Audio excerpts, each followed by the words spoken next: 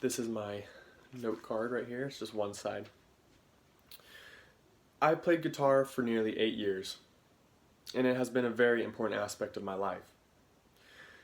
Playing guitar has enabled me to persevere through hard times, such as the loss of a loved one, or even the lack of motivation towards school. The late Eddie Van Halen once said that a guitar is a very personal extension of the person playing it. You have to be emotionally and spiritually connected to that instrument.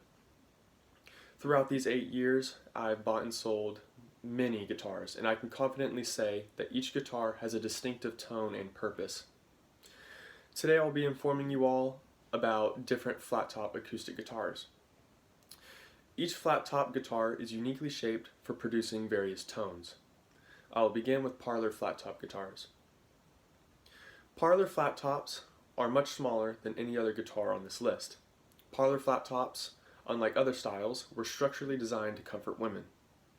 According to the website acousticguitars.com, parlor flat-tops are the smallest of all 6-string flat-top acoustics, as much as 3 inches shorter than the modern standard of 25.4 inches.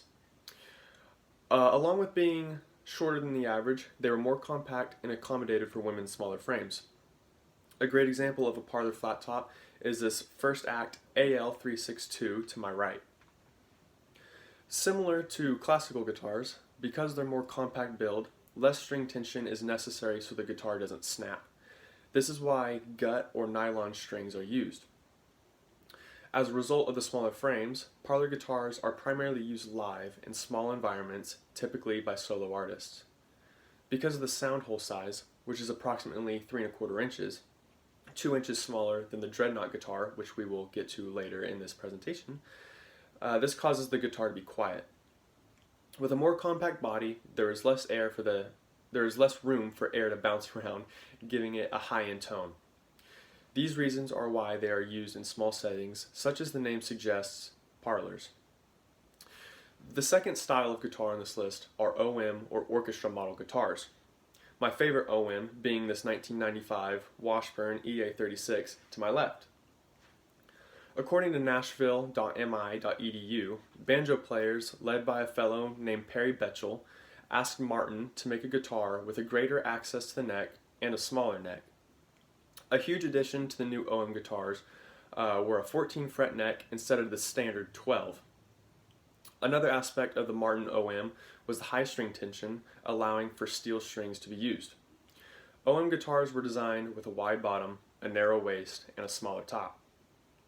With the overall shape and playability of OM guitars, they are commonly used in recording studios. OM guitars are some of the most versatile. With a longer neck and a mid-sized body, they are great for fingerpicking and rhythm strumming. The tone is best described as a bright mid-range, most recognized by Eric Clapton, John Mayer, James Hetfield, Toby Keith, and many more. Because of the overall sound and low amplitude, this is why they are perfect recording guitars. Lastly, we have dreadnought guitars. Now, I don't have an example of a dreadnought guitar, but they were primarily used by Johnny Cash, Elvis Presley, Bob Dylan, Merle Haggard, and many, many, many more.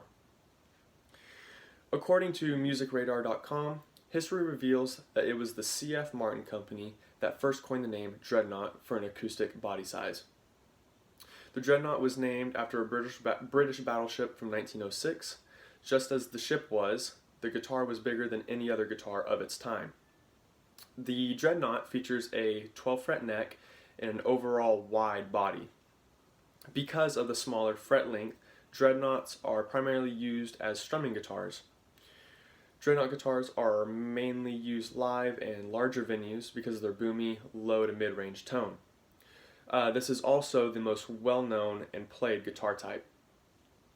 They are most commonly used today by country musicians because of their ability to blend with piano, banjo, drums, and a plethora of other instruments. Now, guitars are a great way for me to express different emotions with various instruments. Each guitar has a very unique tone, which matches with said emotion. Now, maybe you're considering picking up the guitar for the first time, or maybe you already play. Hopefully this information will help you with your guitar journey. There are many different guitar types to choose from. Whatever you decide to play is based on how you feel.